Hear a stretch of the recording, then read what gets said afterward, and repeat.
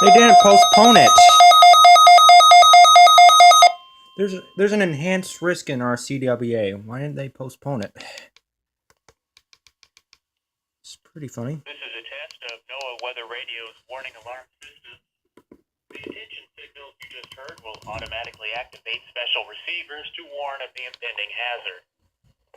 This test is conducted each Wednesday between 11 a.m. and noon, but may be postponed if there is a threat of severe weather.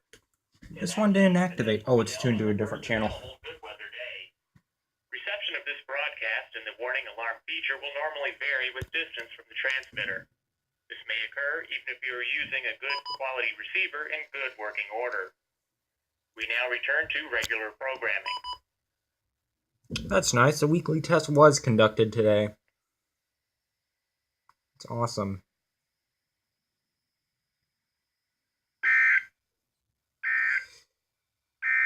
I thought it was severe weather.